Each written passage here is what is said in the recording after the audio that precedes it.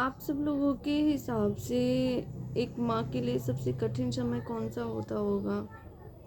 मेरे लिए तो जो इस वक्त चल रहा है वो सबसे कठिन ये है कि अपने एक माँ के लिए उसके सारे ही बच्चे बराबर होते हैं, चाहे एक हो, दो हो, तीन हो, कितने भी बच्चे हों सब बराबर ही होते हैं।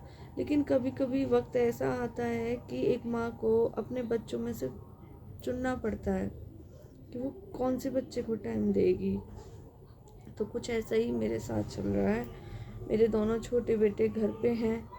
बड़ा वाला बेटा हॉस्पिटल में है, उसके पास मेरी मम्मी है।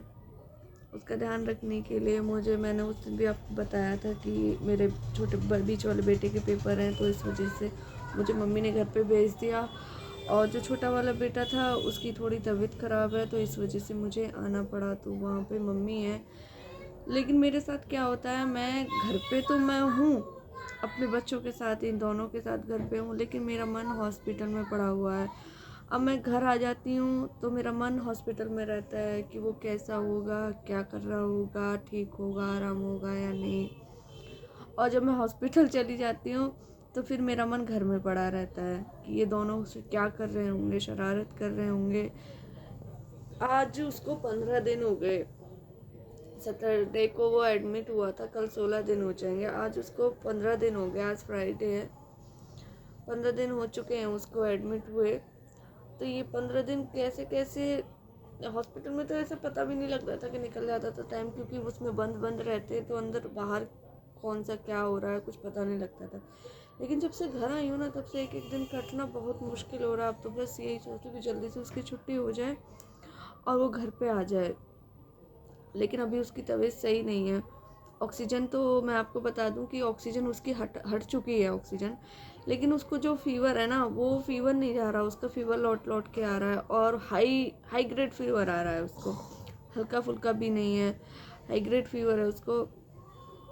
तो फीवर उसको 103, 104, 102, 101 ऐसे आ रहा है, नॉर्मल फीवर नहीं आ रहा उसको।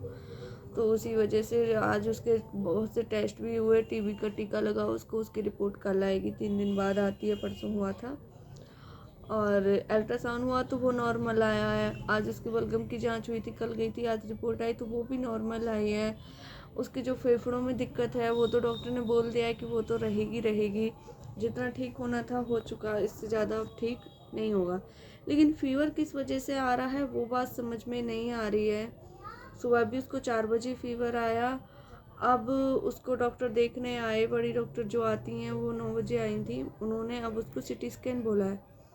लेकिन ये लोग भी घुमा रहे हैं, इन्होंने पिछले ट्यूसडे को बोला था कि सिटी स्कैन होगा, इन्होंने तब भी नहीं कराया, बात को इग्नोर कर दिया, कुछ नहीं। अब ये लोग आज फिर से सिटी स्कैन के लिए बोल कर गए हैं, लेकिन साथ में कह के गए हैं कि अगर परसों तक, मंडे तक इसको फिर भी फीवर आता है, कल भी फीवर आता है इसको, या संडे में भी फीवर आता है, सैटरडे और संडे, तो इसका सिटी स्कैन होगा।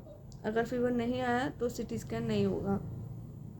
तो मेरे समझ में नहीं आ रहा कि पता नहीं ये लोग क्या कर रहे हैं। आज 15 दिन हो चुके हैं, इसका फीवर नहीं निकल रहा है। और मैंने रेफ़र कराने के लिए बोला तो रेफ़र भी करने के लिए तैयार नहीं है। मेरे भी छोटे छोटे बच्चे हैं घर पे, तो उनको दिक्कत होती है। मैं बस यही सोची थी कि प्राइवेट में रेफ़र हो जाए तो बेटर रहेगा।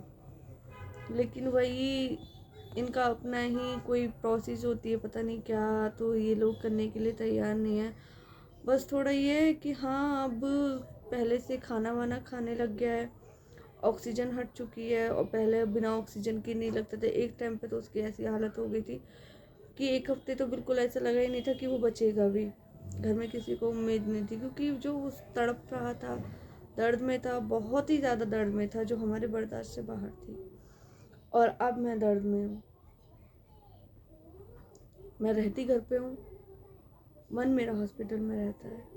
मैं हॉस्पिटल में रहती हूँ, मन मेरा घर में रहता है। बस मैं ये चाहती हूँ कि वो जल्दी से आ जाए और मेरे तीनों बच्चे एक साथ घर में ही रहें। बस वो जैसा भी है शरीर से, वो तो भगवान की देन है, उसको भगवान ने ऐसा दिया। लेकिन अब बस मैं ये चाहती हूँ कि वो घर आ जाए, जैसा भी है हम घर में उसकी सेवा कर लेंगे। बस और कष्ट ना हो उसके शरीर को, ईश्वर से यही दुआ है, और आप सबकी दुआएं थी। बहुत से कमेंट आए मुझे गॉड ब्लेस यू के लिए कि बच्चे जल्दी से ठीक हो जाए। कुछ लोगों ने डीएम भी किया, तो उनका भी मैं शुक्रिया करना चाहती हूँ।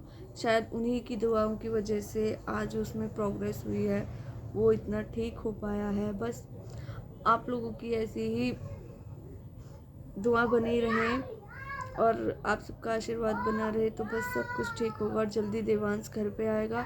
और सबसे खुशी की बात है कि कल मैं देवांश के पास जा रही हूँ उसको देखने के लिए, कुछ देर के लिए उसके पास रुकूंगी, क्योंकि परसों संडे भी है और फिर मंडे को मेरे बेटे का पेपर है, तो पेपर की भी तैयारी करवानी है। तो मैं वापस आ जाऊंगी लौट कर, लेकिन कल मैं जाऊंगी तो मम्मी थोड़ा घर आ जाएंगी, उनको भी थोड़ा सा रेस्ट हो जाएगा, रेस्ट कर लें। तो उस वक्त मैं आपको फिर वहाँ पे मैं देवांश से आपको सबको मिलाऊंगी, और आप लोग पक्का वेट करना मेरी वीडियो का। और सबसे पहले प्लीज़ मेरे चैनल को सब्सक्राइब कीजिए। बहुत मुश्किल से ये टाइम वापस आया है। मैंने चैनल बनाया था, वीडियो बनानी शुरू की थी, थोड़े बहुत कामयाबी धीरे धीरे ही होती है, मिलने लगी थी, मैं भी खुश थी। लेकिन कहते हैं ना, हमारे हाथ में कुछ नहीं होता, समय का कुछ पता नहीं रहता। बेटे की तबीयत ख़राब हो गई, सब कुछ बिगड़ गया, फिर कुछ मन नहीं किया करने का।